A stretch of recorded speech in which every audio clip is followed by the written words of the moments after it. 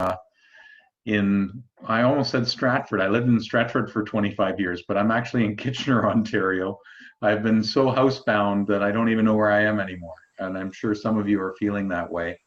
Welcome to the Hastwell and Lightfoot virtual tasting. What I actually realized after I think I've done 10 of these so far, I never introduced myself. And so I hope everybody knows who I am. I'm Michael Lutzman. I'm one of the co-managing directors of Opimian. Greg Reinhardt and myself took over last February, and I hope you've noticed some positive change since we came on board. And I'm happy to say that we have two gentlemen from down under who were willing to take their Saturday morning to talk to us here at Opimian. It's Friday evening here in Kitchener, and I'd like to welcome all of our Opimian members coast to coast that are probably from anywhere from early afternoon to early evening. So thank you, everybody. And so we have Kishan and Mark from Hastwell and Lightfoot, and I know recently they've been kind of looking at putting just H&L on some of their labels, and I'm sure they'll talk about that as well. They're a bit in transition the same way we here are at Opimian. So over to you, gentlemen. Thank you very much for joining us. Well, thanks, Michael, and thanks to all your Opimian members for giving up your time to come and talk to us and hopefully ask us some questions and learn a little bit more about Hastwell and Lightfoot. Today we're filming from the deck of a house that Wendy and I built on the vineyard. We've been here a year now, and you can see behind me, but it is a stunning view right over the vineyards. And it's certainly a lot cooler today than yesterday. Yesterday we hit 40 degrees, and I've got to tell you, 40 degrees even for us Aussies is just too hot. Now, the location of the house, some of the Opimian members might remember when you last did your Australian tour, a whole group of you came, we put on a big barbecue lunch right where the house is now. So some of them will certainly appreciate what the view looks like. And before I get going, I just want to put an apology in for James Hastwell, my son, and Kishan's cousin, who's our winemaker. He, with that heat yesterday, he's got a 100-acre property about 45 minutes away, but he had to go down today because he's got some sheep on that's causing a few issues. Otherwise, he probably would have been here. So please accept his apology for that. Perhaps I just might go through a little bit of history about Hastwell and Lightfoot and how we're going. I'll try not to bore you too much, but we started. I started with my wife Wendy and partners Martin and Jill Lightfoot in 1988.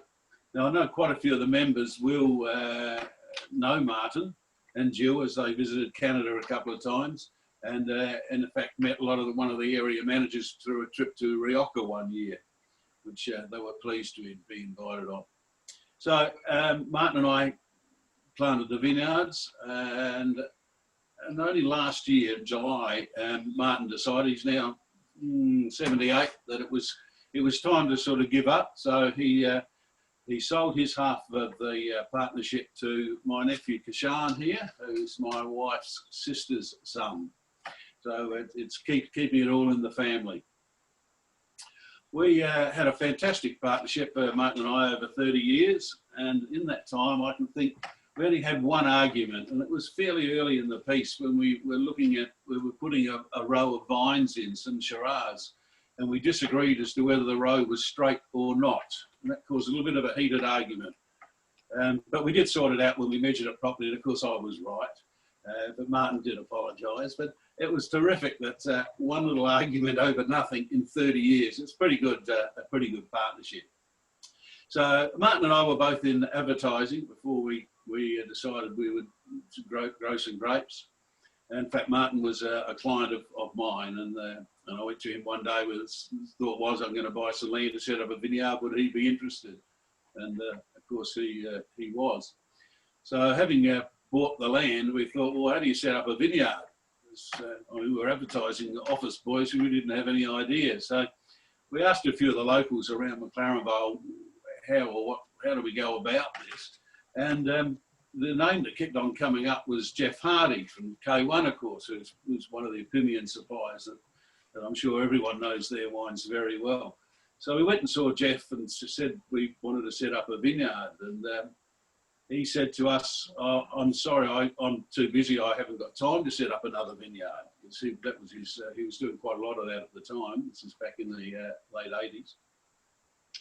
So we said, oh no, you misunderstood, Jeff. We want you to tell us what to do. We want to do all the work. So every week we'd have a meeting with Jeff and he'd give us the week's jobs, never the month's jobs, because we might have said, well, that's too daunting and not proceeded. So, you know, every time it was right, we'll lay the wire out. Well, how do we do that? You do it like that. Okay. Then we come back after the next weekend because we were both still at our day jobs in the city and down in McLaren Vale. Though it's only 45 minutes from the city, we only had the weekends to do it. So that was back in 1988, and our first year we called upon all our friends to come along and help us plant. We planted 7,200 vines, and because we're on rootstock, and I'll go into that a little bit later, we have to dig a hole for everyone and plant it, just like you would a rose bush. So you imagine there's a lot of work there. I can remember my father, God bless him, he's dead 20 years now, but he was helping us plant, and he just ran out of energy going from hole to hole, getting up, moving down. So he eventually just started crawling from one hole to the next, dropping in the vines. Our first vintage was in 1990, and this is what our first little label looked like. So it's sort of the lovely porcelain piece that Martin and Jill bought in Italy, photographed, but with Hastwell Lightfoot on that. So that was 1990. We had 3/4 of a tonne of Cabernet only. So things have changed a little bit. So we now have 62 acres, 2 properties. One's the 40 acres that Wendy and I live on, and the other almost next door, but 100 metres away, is a 22-acre property, and Martin lives on that one still. What was I going to say? Oh, and of course, the soil here is we had a choice at one stage as to whether we went down further into the valley, but it was really can get quite clayey. The properties that were available at the time, and they become very hard to work in winter. So we chose up here with a nice view. So we're on the same sandhills that Beck and Richard are on.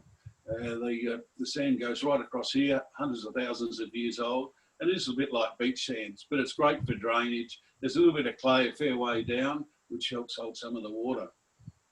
But because we're on sand, we had the sand tested, and there was a little thing called a little nematode, which can eventually, after several years, get in and attack the roots of own-rooted vines.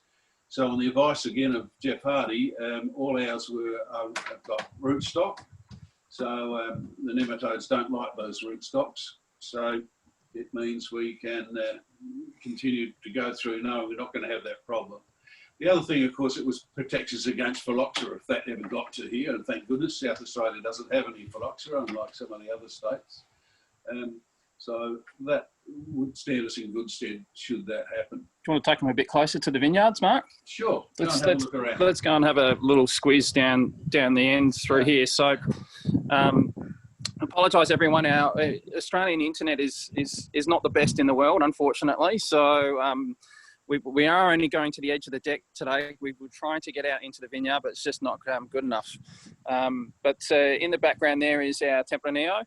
That you can see just wonderful growing grape in this particular region, and as one of the older growers of that particular variety in the Vale, it's great to see that surviving. And then down there in the base, Mark might want to talk about what we've got down through there. Well, so just very much in front of the little shed down there, that's some Barbera, and this side of it you can make see where the actual colour of the leaves change. It's Shiraz this side. And the other side of the shed in that whole triangle is Cabernet, planted over various years. And then on the other side of there, we have some more Shiraz, our Monty and Piano. And up the back here, we've got some Grenache and more Shiraz. And as you can see, the vineyard's actually protected by some pine trees, like it's sort of wrapped around with some pine trees as well, which gives a little bit of wind protection into the vineyard as well, which is lovely. And then as we sort of head towards the other side of the deck, right in the back in those pine trees is there's a Fort Scum, as we like to call it, which my brother and James actually built, when they were early teens, I reckon it would have been. Late 80s. Still there. And it still stands up in the back there. It's just a lovely little viewing spot through here. And as you guys who were here and enjoyed a barbecue in this spot where the homestead is now, my brother also managed to negotiate with Mark and Wendy to hold their wedding here. So you can imagine how picturesque having a wedding in this location was. Down in front of us, we've got some Shiraz. That forms part of our Sands of Time collection. Just a wonderful sort of group. And as you can see, those pine trees again, wrapping all the way around that vineyard.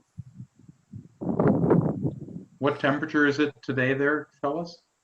It's going to be in McLaren Vale probably about 33 to 34 degrees. In Adelaide, it will probably be about 37. The initial forecast overnight was to be about 40. So we have had some cloud cover come in overnight, which has just given us that lovely light relief. This particular site's quite closely located towards the sea as well, so we do get those beautiful afternoon sea breezes coming through, giving some light relief as well in the afternoon. Anything else on the vineyard? Well, obviously the first ones we planted were the sort of traditional ones from the McLaren Vale, Shiraz, Cabernet, and only lately some Grenache, we did have some Cab Franc, which and we only put that in because we couldn't get any rootstock back at the time. But we were so thankful for that because Cab Franc's just a lovely variety. As I know, we've supplied some a couple of times to Pimium, but we only do that when we've got an exceptional year. Although with our Cabernet, we always like to put between 5 and 10% Cab Franc in it. It just gives it a little lift. But then we decided we'd start to plant a few more of the emerging varieties, things like Fiano, Vermentino, Barbera, Monty, and Temp. We were actually the second people in the McLaren Vale behind Darrenberg to plant Tempranillo. We had lined up to get some of their budding sticks so we could graft it, but then we found that the stock that Darrenberg had actually had virus, so we ended up getting ours from El Nap over at Nap Vineyards in Margaret River and had that sent over.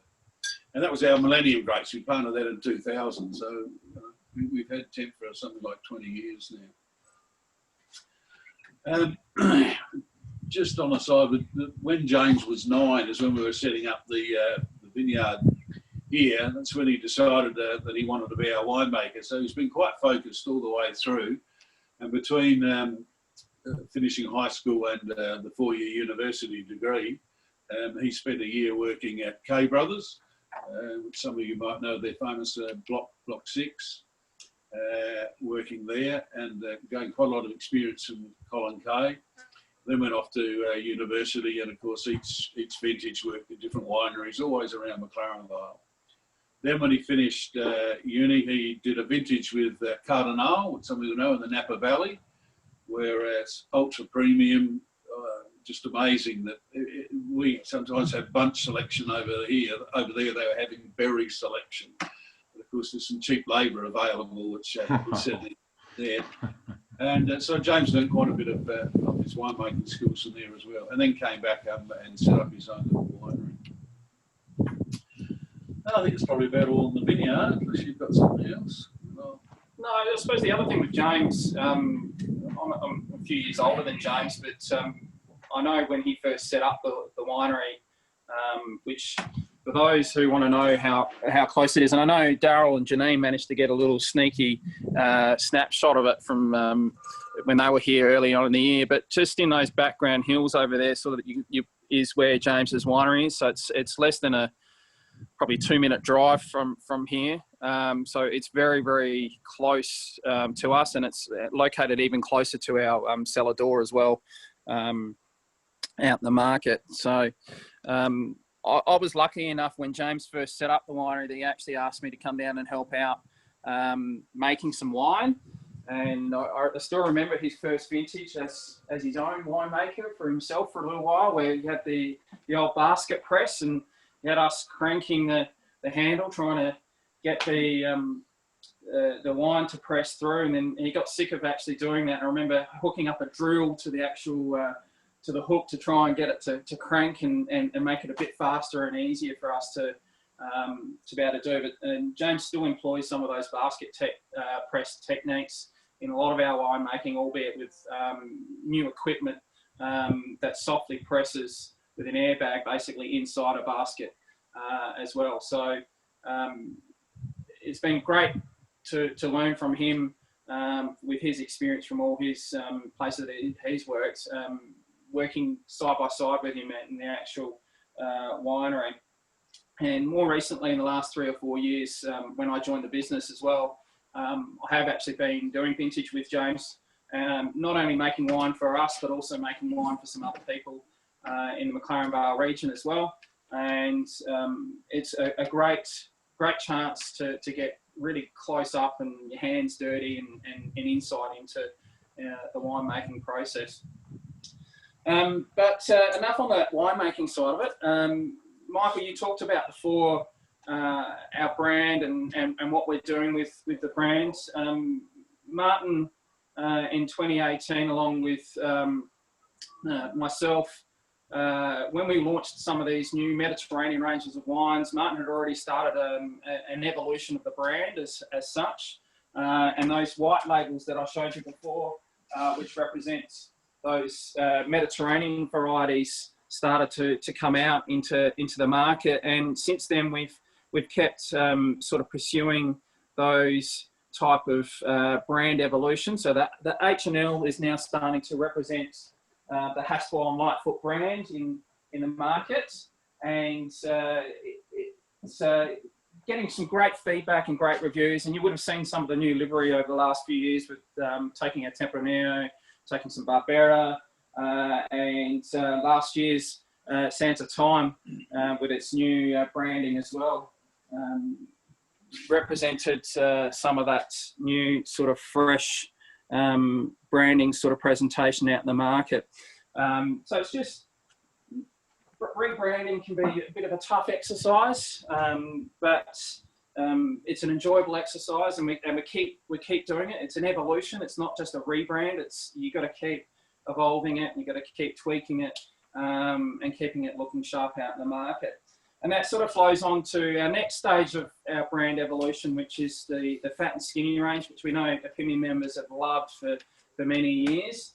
And over the last 12 months, we've really taken that evolution of the fat and skinny brand forward. Not only I'm wearing it on the chest, but we've also decided to start playing with these particular labels. So as Mark showed before, the original bottle in 1990 has that beautiful porcelain piece of a fat man being carried around by a skinny man, and I like to call it Martin carrying around Mark. I don't know the reason why. It might have something See, you to do offended with him. He's left now. Yeah, that's right. He normally screams at me in the cellar door when he's there. So the first one that after Martin retired, I decided to start looking at in terms of a little bit of a brand evolution, which you guys have got me off, and we'll talk about a little bit further in a minute, is our Red Fury. And we've actually started playing with the guys, so introducing some colour. And because, given that this is a beautiful Spanish blend, I've stuck the guys into Spanish soccer uniforms and named the wine after the Spanish soccer team. Then we move on to 2 new releases in the last couple of months. So our Pinot Grigio, and unfortunately you guys don't have this as part of your offer, but I think it's important for you to see what we're trying to do. So our Grigio that we've just launched, which was awarded top of its class by Wine State magazine, we've introduced grey Italian suits into the men, and obviously the fat man's a little bit slobby, nothing representing the guy behind me. And then our lovely rosé as well. We're having a bit of fun with that. So they're in board shorts and Hawaiian shirts, and introducing some pink livery into it as well. And these are really starting to gain a little bit of traction out in the market. And the Picker's Choice last year, we're going to try and keep that as the original men, paying homage obviously to that first blend that we created in that fat and skinny range. Actually, Mark, that's a really good point. What's the story behind Pickers Choice again in terms of that original fat and skinny blend that you created with the UK guys? We had the original label, which we showed to the 1990s, got the Hastwell Lightfoot on. We sold that around here. We eventually got an order from Germany, and I don't know if there are any Germans out there, but maybe they don't have the sense of humour, but they said, we really love your wine, but we hate your label. So we went out and had it redesigned, and the porcelain piece went away for several years until our guys in London said, we really want a second brand for you guys. So can you think of a name? So we sent over a full scat page of names and suggestions. At the last minute, I just sent them a copy of the first label. And they were the ones that came back with the name Fat and Skinny. And of course, being English, they had the word A&D spelt out, where we, of course, use our slang, fat and skinny. So that's where that's come from. And it's been developed a little bit more in terms of the fat being fat in type and the skinny being skinny. And it's really held us in good stead. It's been a terrific wine. So we're trying to have a little bit of fun with these wines. As we all love wine and we take our wine really, really seriously, there's a lot of consumers out there in the world that like to have a bit of fun and just like to crack a bottle open and drink it. And they're also looking for ready to drink wines out in the market as well, particularly in my age group and lower. There's a lot of them that are looking for those types of wines. But we like to call it, light-hearted, full-flavoured, playing on the words and making sure that we're delivering some great value wines out in the market. Going hand on hand with that brand evolution, one of the things that we've also started to implement with the Fat and Skinny range is a little bit of environmental sensibility into it. So we've started using a lean and green bottle, which you would have got in the 2018 Pickers Choice. So the lean and green bottle is a little bit lighter and has a lower carbon footprint in terms of its production methods as well. So the Australian manufacturer, who does actually manufacture these bottles in Australia, is talking about a 20% reduction in energy use from it, and close to 16% reduction in CO2 emissions as well. So not only are we getting some savings through that, it means some savings throughout the whole process as it gets to you guys in Canada, because the bottles are just a little bit lighter, which means there's not as much fuel that's needed to be able to get those beautiful wines to you. So just taking a little bit of sensibility. I'm sorry, Kishan, are you saying that was the Pickers Choice that's going to be in the lighter bottle?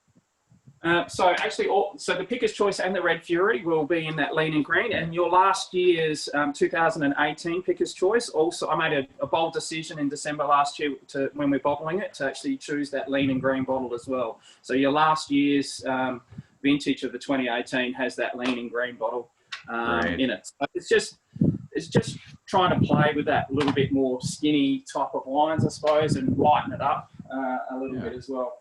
But I know our Master of Wine, Jane Masters, is really she finds it very important about the sustainability and the environmental impact. So she'll be delighted to hear about the lighter bottles, and it helps in the ways that you've already described. But did you want to put some Pickers Choice in your glass, or which one were you thinking of doing first? You've got to love this job. Yeah. Agreed. Yeah. Absolutely.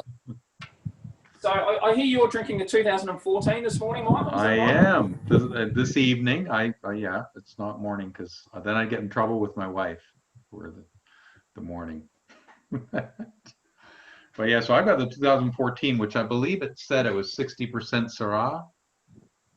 Shiraz for you guys, yes. So we've gone back to a more traditional Australian blend with the Pickers Choice. So it is a Shiraz Cabernet blend.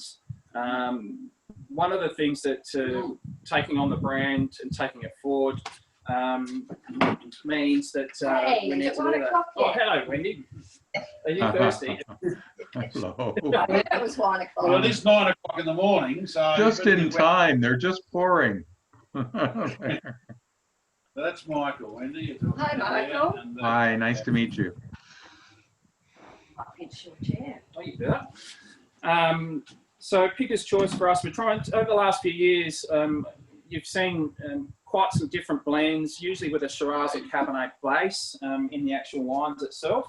But this year we've decided to go back to a more traditional blend without necessarily having the alternate or emerging varieties included in the actual wine itself. So this is a tank sample of the 19, and we'll be bottling this up in the next few weeks, and it'll be nice and ready for you guys to drink when you get there. So this one is lot 2184 on page 31, if you have a look at. And as you know, Pickers has been a real old favourite for the opinions. It's probably been there for 16 years. It was one of the first ones you ever took, and you've taken it every year since.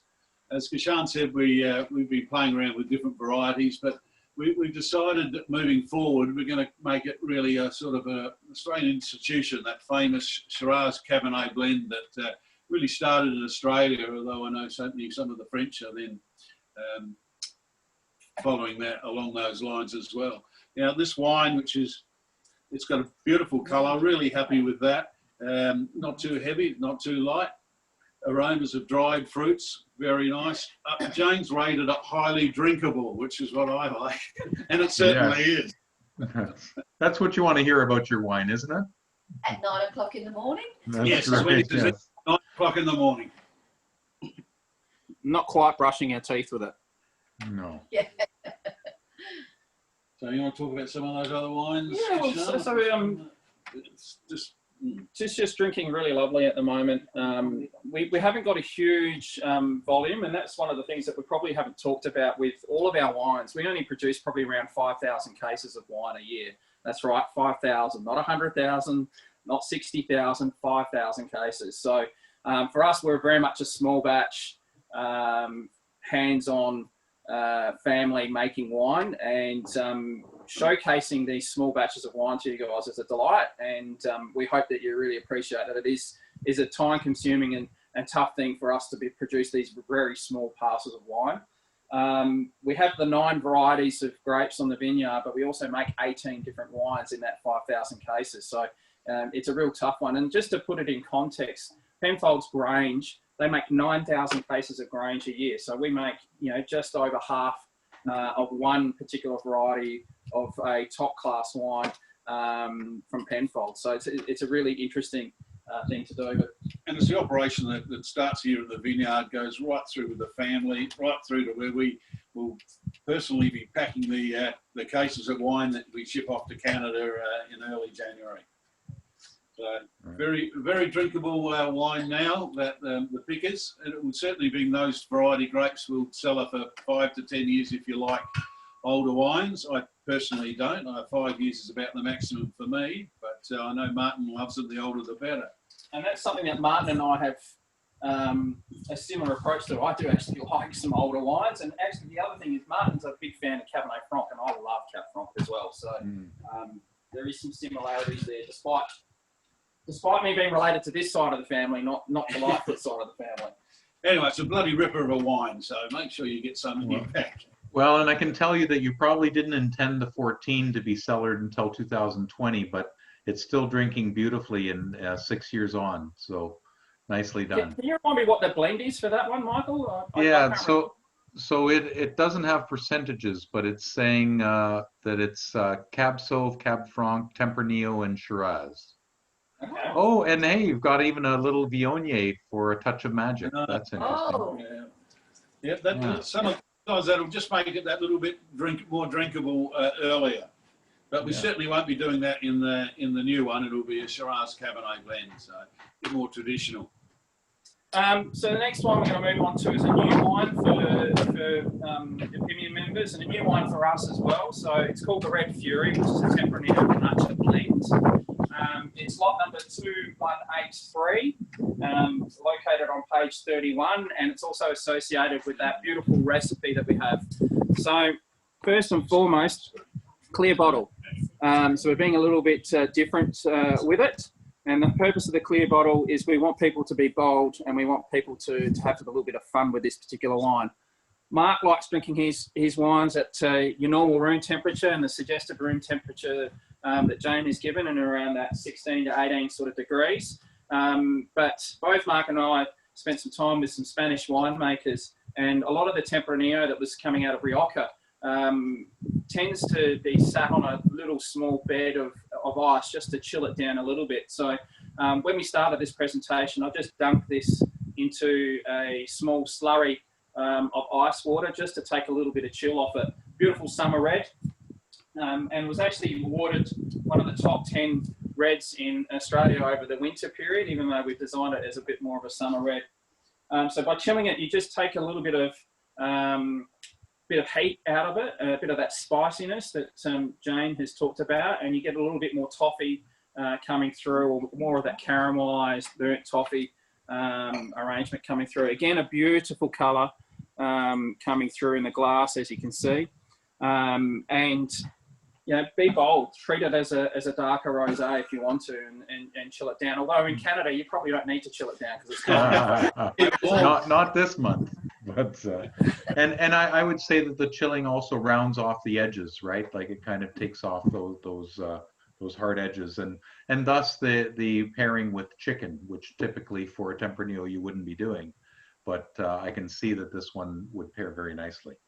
No, but when we created that recipe, I actually worked with one of the top chefs here in Adelaide to create that recipe, and he had a bottle or two of our Red Fury to be able to come with that. And when we were looking at it, we were looking at those paprika type flavours and introducing some of that sort of Spanish arrangements. And I understand that in the offer it talks about paella, and absolutely paella, tapas, all those types of very oily sort of characteristic foods, but more savoury types of foods, this will go with in a fantastic sort of light. So only 250 cases of this, mate. That's 12-pack cases. Wow. So you've got quite a limited selection of that in there as well. And I'm hoping that video hasn't gone in. No, it's still there.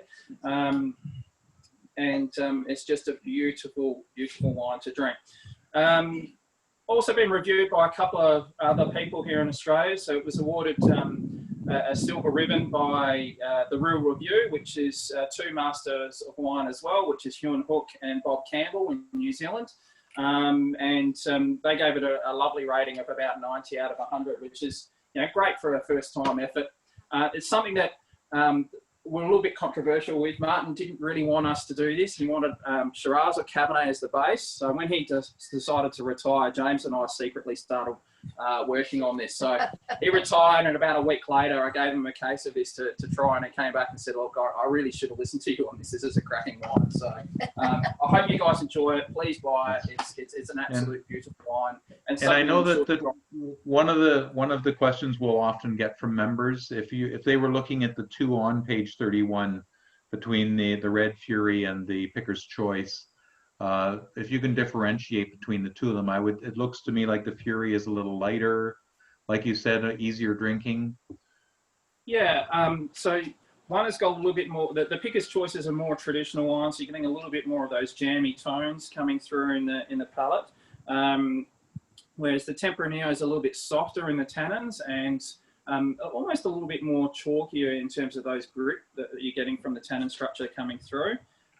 It is a little bit lighter, not hugely lighter, but it depends on how you drink it. As I've explained, if you dunk it, which a lot of people are doing it now, like the Pinot Noir that you guys were talking about the other day as well, it can really freshen it up lovely. But they are different. One's slightly more savoury than the other. The Cabernet and the Shiraz are obviously bigger wines in terms of what they present, and also, the Shiraz and Cabernet have had a little bit more time in oak compared to the Tempranillo and the Garnacha. So the Garnacha for us are bush vines, so they're dry grown, hand picked and hand pruned, and that produces a different flavour and aroma that comes through in the nose. So almost you get a little hint of that sweetness, and that's why I talked about that toffee, but it's a little bit more savoury once you throw it into the palate. Very cool.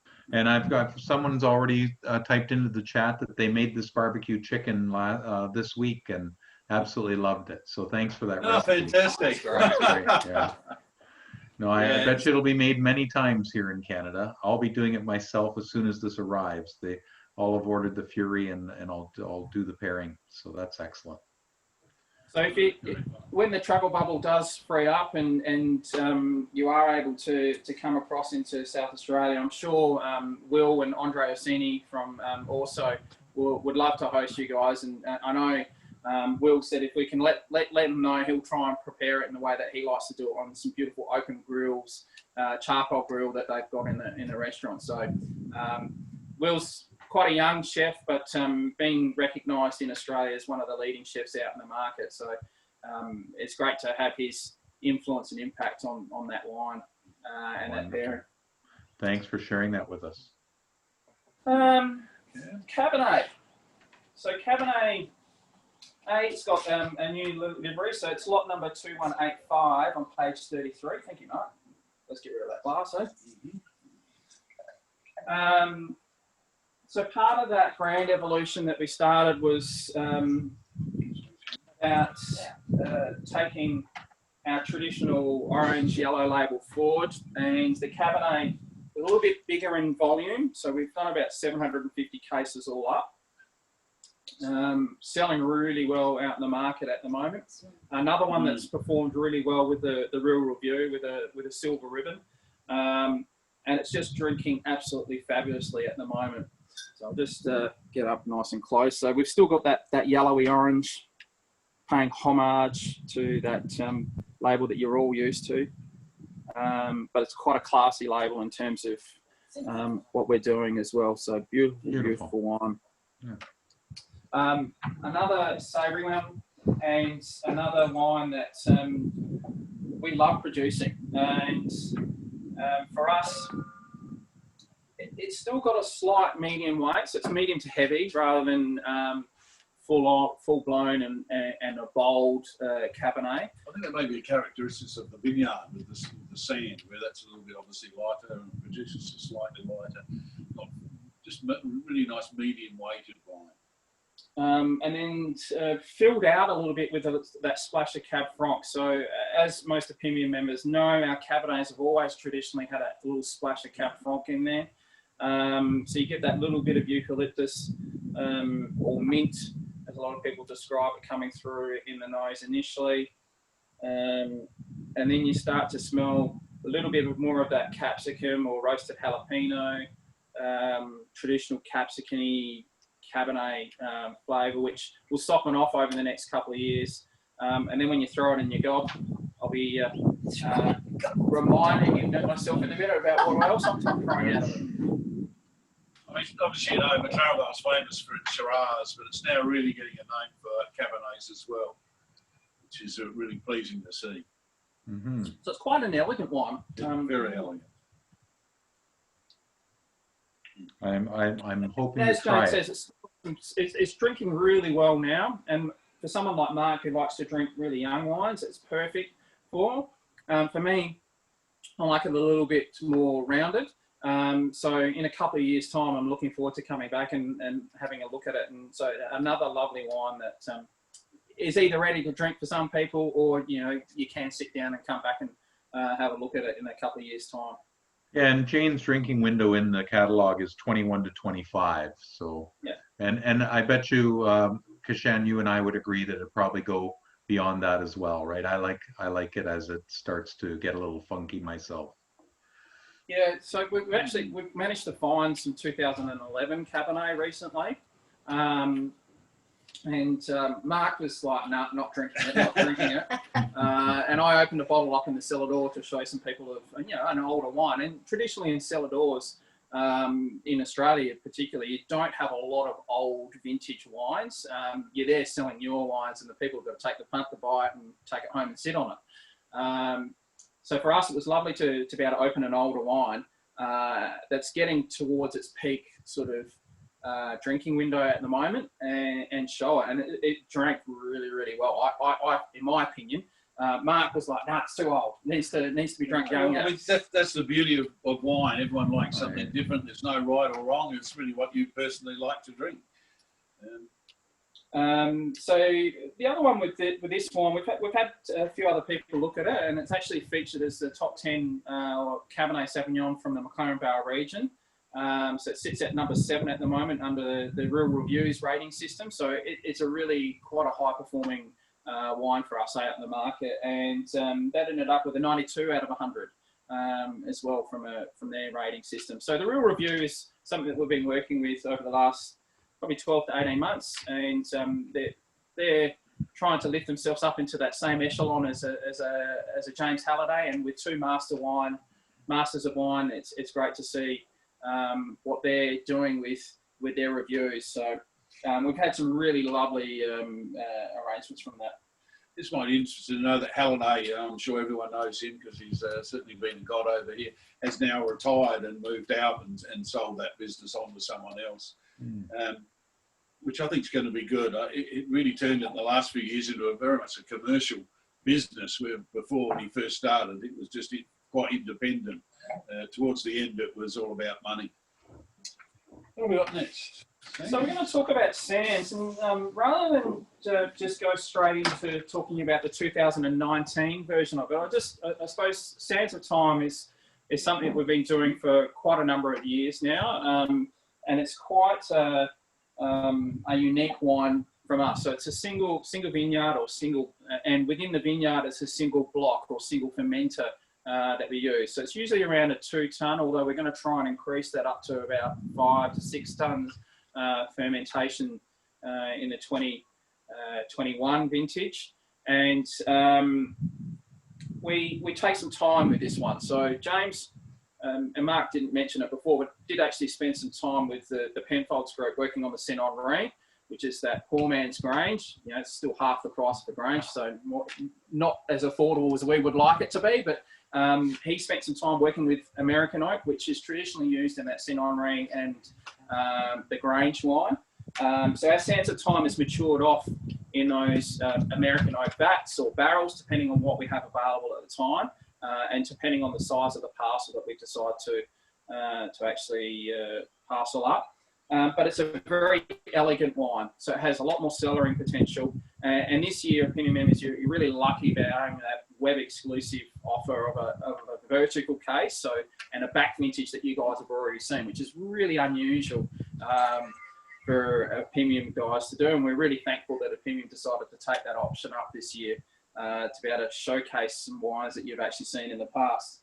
So the vertical case is the 2015, 2016 and 2018 vintage in it. So some of you might be asking, well, what happened to the 2017? There just wasn't enough wine in 2017, unfortunately. So that became part of our more standard Shiraz that we use. But I can tell you now that Shiraz is drinking absolutely wonderful. So the Sands of Time parcel just made all that difference to that 2017 wine. But we're going to try the 2015 first, I reckon. Let's do the vertical. Let's have a look at that vertical. You got any questions about the vertical, Michael, at all? Yeah, and none in the chat, but I wanted to say that I think that's one of the advantages of we being part of a club is that I mean, you can't go to your local liquor store and get 3 vintages of the same wine. They just simply don't do it, and you'd have to be pretty on top of it to be able to do that yourself, as they keep changing brands and all of those things. Where we've got these long-term relationships with guys like you, and it gives us the opportunity to try verticals like this. I've been fortunate enough to go to the New York Wine Experience that Wine Spectator puts on, and doing verticals there is one of the joys of my life. And so again, you're killing my pocketbook here. I'll be buying this vertical case as well, and it's just such a joy to be able to try those. And it's the first time we've ever done it too, and we did it just for Opinion. But yeah. If I can just talk about Opinion for a second, what a great club it is and how lucky you are to have such a club there.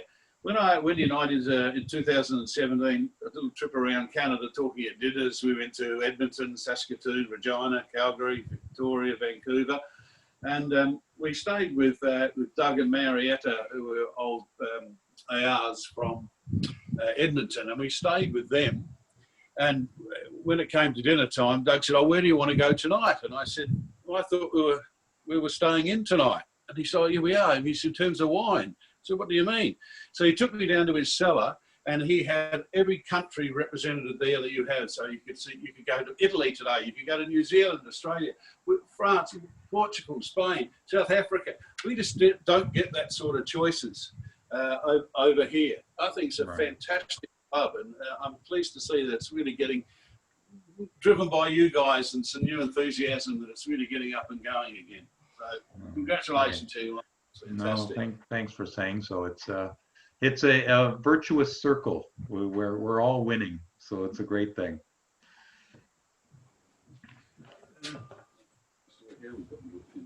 Yeah.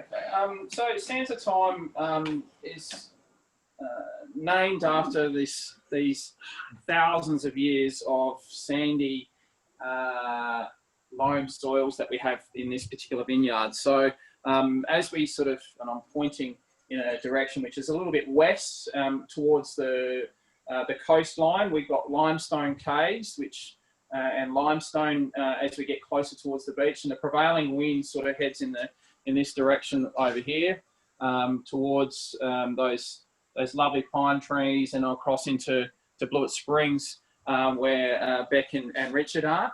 And essentially the wind has eroded those beautiful sandstone and limestone arrangements, and thrown that beautiful white fine powdery sand up into these hills.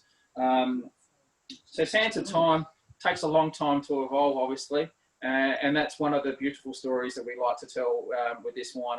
It is a reflection of those beautiful semaphore sands that have been built up over a millennia in this hill over next to us. Well, that I'm going to interrupt you for a quick sec, because someone's asked about the change in names from Barbera del Val to the Sands of Time, and it sounds to me like that's exactly what you're describing, right? No, it's two completely different wines, and I think, unfortunately, on Michael, on your website, I think it's got the wrong bottle image sitting on there, so it might be something you might look at. So yes, Barbera, it is something I would want to deal with. Absolutely. we'll let Kim deal with that. All right. Yes. So the Sands of course, is 100% Shiraz, and Barbera de Vale is 100% Barbera. But I think it's probably coming about the wrong image being put on. So Mandy, there's your answer, by the way. Oh, look, it happens. It's a new thing for you guys, so there's going to be little teething problems, and we appreciate that. And just so you know, we've got some people on. Steve and Kathy are doing the 2014 Sands of Time, and we've got Ellen and Neil. They're doing the 2016. So they're doing their own verticals across the country. It's perfect. That's great to hear. That's really good. I personally haven't actually had the chance to try the 2014. So please get them to type in their chat what they're tasting, because I'd love to hear what it is that they're tasting. Tasting notes, Steve and Kathy and Neil and Ellen, please. And also that's Randine, and I'm sure that's a combination of their first and last name, is that they met you in Edmonton and they love your wines, and well, Steve's been here last week staying with us. Okay. For COVID. Oh, jeez, really amazing. But his daughter came over from Sydney. She'd already booked her flights, and so she came and visited us. Oh, that's lovely. That's great. But that's great. That's what we love about the club, the people dropping in and meeting them from all over Canada. It's a really good experience. We've got some really good friends there now. People that have come and stayed with us. In fact, I might just tell you how we came to go with Pimmy, and if you've got a second, if you're going to interrupt the wine taste. That means I've got to drink more. Yeah, go right ahead. Okay, it was about 16 or 17 years ago. Wendy and I were on the famous GAN train coming down from Darwin to Adelaide. It's a 3-day, 2-night trip, and a real Aussie experience. There's a lot of international travellers up there. And the first dinner we went up to have a look at the wine list, and Wendy and I were absolutely appalled that this train, which is an icon for Australia, would have such poor quality wines on board. Cheap Riverland Moselles, the cheapest undrinkable New Zealand Sauvignon Blancs. why you'd have a New Zealand wine on an Australian icon train, I don't know. Anyway, I met a Canadian on board there and was chatting to him over a couple of drinks and over the days. And it wasn't till we were leaving, we were at the station, this train was so long they were splitting it, and so we had to shunt around. But I had another chat to him, and I apologised for the quality of the wines on board, because I picked up he was obviously very interested in wine. And he said, "Oh, have you ever tried to sell your wines in Canada?" I said, "Well, actually I have. I've been across there a couple of times on other business than wine, and dropped in and saw a couple of the government liquor people, and it was just going to be too hard." So he said, "Oh, have you thought of the Opinion Wine Society?" I said, "Never heard of them." He said, "Oh, my name's John McBean. I'm a director." And he gave me his business card. And in fact, I see John was 80 years old last week. So happy birthday, John. So just because of meeting John McBean, who was one of your directors at the time, on a train 17 years ago, we're now still working with Opinion. So it's a great story, I think. That is a great story. I agree. Oh, and the wines of Wendy and I just caught the train back 2 months ago again from Darwin. I can tell you that the wines are brilliant now, as is the food. If anyone wants to do that trip, it is definitely worthwhile. It's a bit like crossing Canada, I guess. Wow, very Right, nice. back to the wine tasting. I'm sorry about that. No, that's great. Where did we get to? 15? We're on the 15 cents a time, I've actually poured our 19 version side by side, so I can actually talk to you about both of them and what we're actually tasting. And to me, they are very, very different different wines. So and that just shows you what happens from one year to the next. So we'll start with the 15 first, and still a beautiful colour, but has started to brown off a little bit, which older wines do tend to do, versus our newer 19 version, which is just beautiful, bright and vibrant in the glass.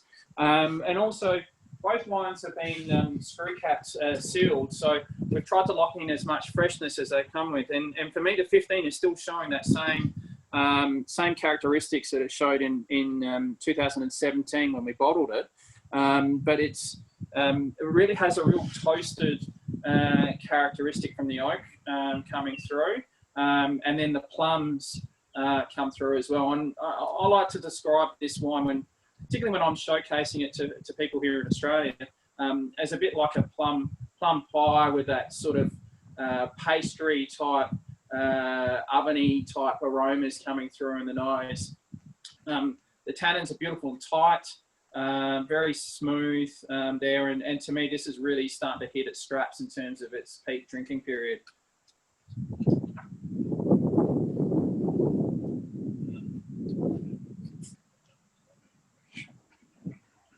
Yeah, then we'll have a look at the tank sample, which we're bottling up at the same time as the Picker's Choice. And as I said, it's got a bit brighter, a bit deeper colour actually in there. And in the vertical pack, you've got the 16, which is a little bit softer than the 15, and then you've got last year's 18 as well, which still got a little bit more time in terms of its drinking capacity, but Mark likes to drink it now. I'm getting older. And so is the wine, right, Mark? That's, So the other thing with the vertical pack, we only have 192 cases available. There is no more after that. It is literally 192 cases that you guys have got available to you. So I'll have a little bit of the 16 left after that, but there'll be no 18 and there'll be no 15 left. So I can't push more. Jump online to that website that Opinion are working hard on at the the and yes, pick up. We are every day. I bet. So the 19 is just beautifully bright and vibrant and very elegant in the nose. To me, it's just beautiful colour. A little bit bigger in the nose, and maybe that's because the freshness has been locked in a little bit earlier. So skipping that 1 year has just meant that the wine has just brightened up a little bit more that you're now getting. So 14% alcohol. Not most of them are. Yeah.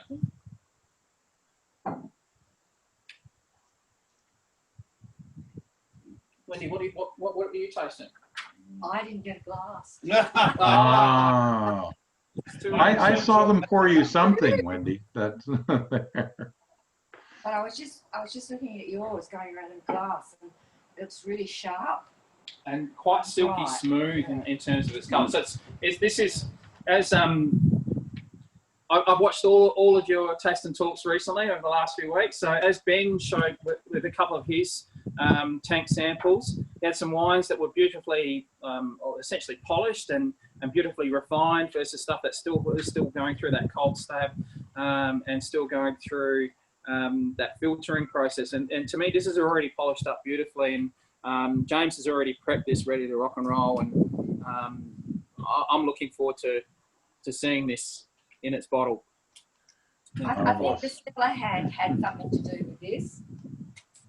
I worked as a cellar hand for James when as a winemaker, and in fact, I quite enjoy the pump overs and watching all the wines bubble up, and I got to a point where I could tell James that I thought something needed this, that, and the other, because they're all open fermenters, and that's something that I've really appreciated, and I still love moving from one variety to the other, and you can tell the difference in the colour and the bubbles, and then to see the end product, it's pretty neat. Oldest cellar hand in McLaren Vale, I think. Female, oldest female. Well, and you know, it's just such a privilege as Opinion members to be able to speak to you this way. And I just kind of came out of listening again and looking at the vista behind you and the three of you enjoying your own wines there. It's just something that, yeah. And I'm just about to let you go to breakfast now, but I'm sure we can drink with eggs and bacon, can't we? I think it would pair beautifully with that. That was. So just for those of you who don't know what a pump over is, or what Wendy was describing, just to make sure that you guys understand. So we do small 2-ton open fermentation within the actual winery, and it's something that Ben talked about in his presentation about having that wild yeast from the vineyard and from the winery basically imparting in the creation of the alcohols. And so we do that open fermentation, skin contact, and with the Shiraz, usually between 7 and 10 days on skins, and that helps impart those natural tannins and flavours and colour into the actual wine. The pump over is every day, a couple of times a day, you've got to pump that juice from the bottom of the fermenter back over the top of the cap, which is, you know, a lovely thick piece of the skin, basically. James tempted fate last year by trying to walk across the top of the cap, and it doesn't always come out. But you can either use a big plunger to be able to plunge the cap down, which is the very traditional technique, and we still do that. And I've had my kids doing that over the last few years. And when Wendy's there, we get a lovely big pump, basically, and she pumps the juice from the bottom of the fermenter back over the top and pushes that cap back down and helps infuse that flavour, colour and aroma into the actual wine. And also watching the temperature of the wine at the same time, because there are probes in these big open fermenters that sit up on them. We can see the temperature on the wall so that we know how the wine's ticking along. And Wendy's got a pretty good nose when it comes to wines as well. So when you're doing that pump over, you can actually smell changes in the wine. So we could have 3 or 4 different fermenters going at the same time with Shiraz, and each of those fermenters have a different smell, a different sort of colour coming through as well. Even though it's from that same vineyard, we have all those slightly different characteristics that show through in each of the fermenters, which means, you know, if we need to put more oxygen in it and pump it over a little bit more regularly, we can actually do it. So that real hands-on approach is something that, you know, you can only do when you do small batch fermentations. So, and James isn't going to add swimming in the vats as part of the punch down process, no? Well, speaking of that, we're coming up to Christmas. So a couple of years ago, it was 41 degrees on Christmas Day here in Australia, and I said to James, "Look, mate, it's just going to be too hot. We need to do something." So he actually pulled out one of his fermenters, filled it up with water, and I think we sat in that fermenter basically all afternoon with a glass of wine in the hand. I even had a suit on. And I was sitting in the suit in the actual water on Christmas Day.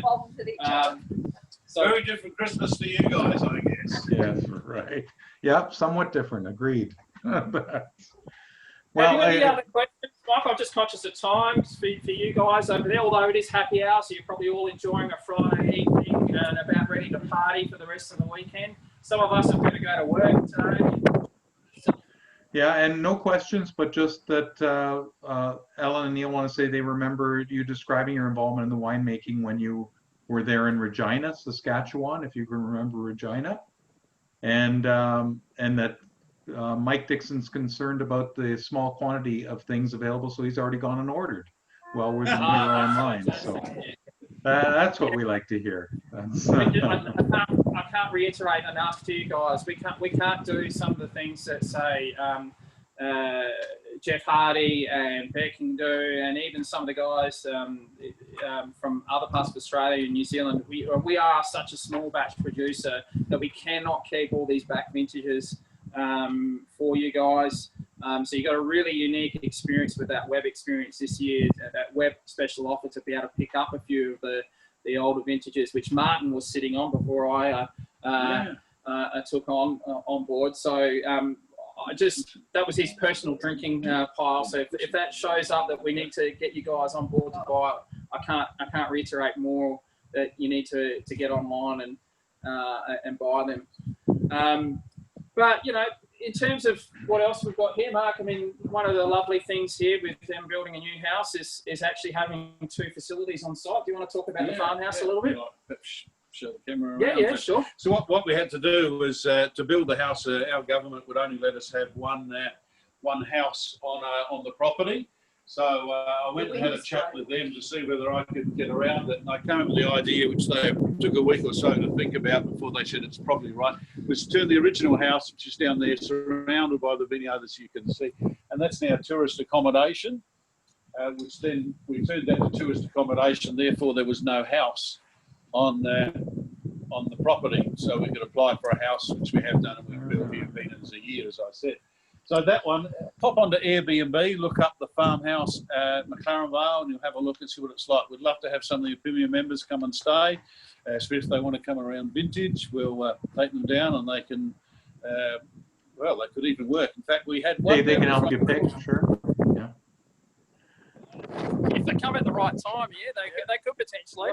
Well, we had one. We had one called Craig from where was Craig? Craig Jones is from Vancouver. No, Victoria. No, Vancouver. Victoria. I can't remember which one. And he definitely wanted to work in the vineyard. Well, he came down.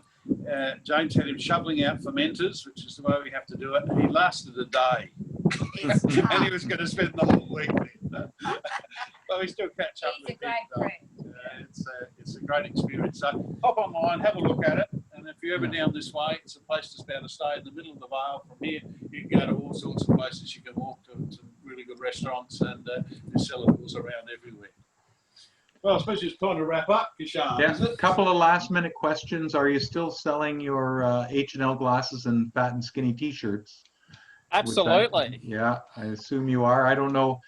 We have started a small gift shop, but I'm not sure we're going to be able to import shirts and glasses, but perhaps we can talk about that for Canada.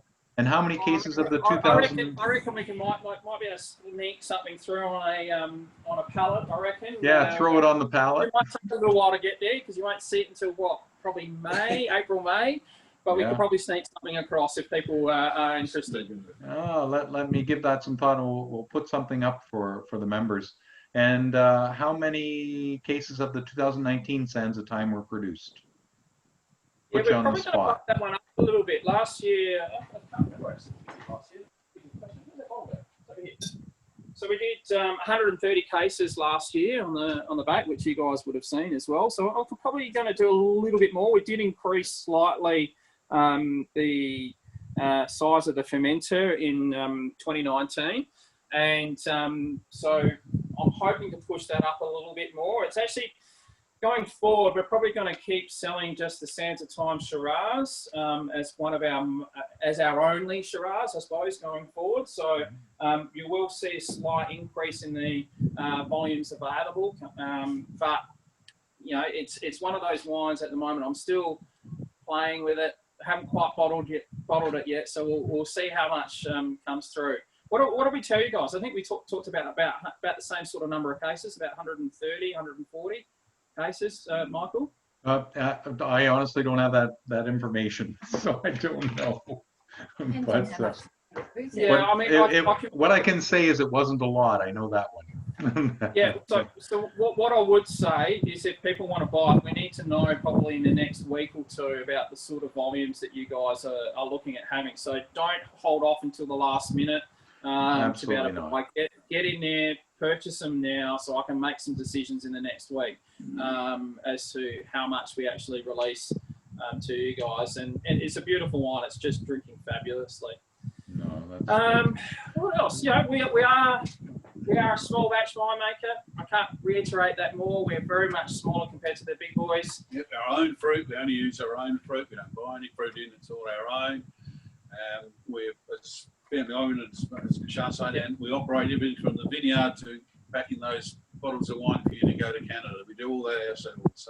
So I have 3 girls. Last year, they actually helped pack all your wine last year. They were making up boxes, sticking on over labels to make sure that we met all the requirements for Canada as well. That's part of the problem. Sometimes we need to unpack every box and stick a label on just to keep up with the government regulations about pregnant women or something. And so I can't reiterate more. Someone in the family touches your wine somewhere throughout the process, whether it's picking it in the vineyard, through to the girls picked a little bit as well, some Barbera, and through to making wine in the actual winery with James, selling it in the actual cellar door, through to packing it for you guys up into pallets ready to go across into Canada. So we are very much a small operation, and we want your support. Please, I can't reiterate more what we're trying to do for you guys, and we love the support that Opinion have over the last few years. And Michael and Anise, these presentations have been fantastic. So I've managed to sit down and watch all of the ones that you've done recently.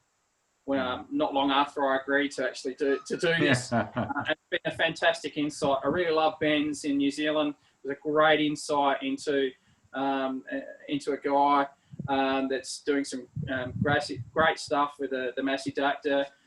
Richard and Bex has been fantastic. They stole all our thunder. They spoke about South Australia beautifully and the Maclean region, and our beautiful sandy loam soils that we have in this particular region as well. And through to Brereton, which was, again, a different insight into how wine is made in Australia from different regions as well. So, well, you've had your own thunder, you three, and we certainly appreciate it very much. And I always like to thank Anaïs Philippe from head office for arranging these and running them while we do this. And again, thanks to the 3 of you. And thank you to all of the Opinion members across the country who have joined us for all of these virtual tastings. And I'm not going to hope that they're helpful. I know that they're helpful. We've gotten the great feedback. People are loving the fact that they get to talk to the winemakers themselves. And obviously, you know your wines best, and you've been able to impart that to us so well.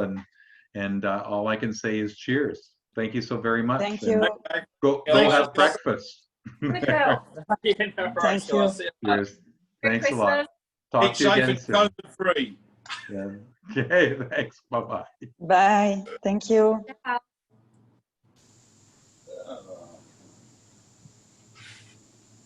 That's it, right? 8:30, 9:30.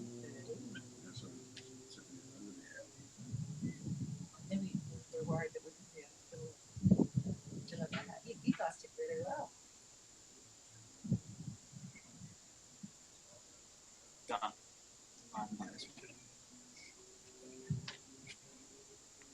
So we're finished, that's all.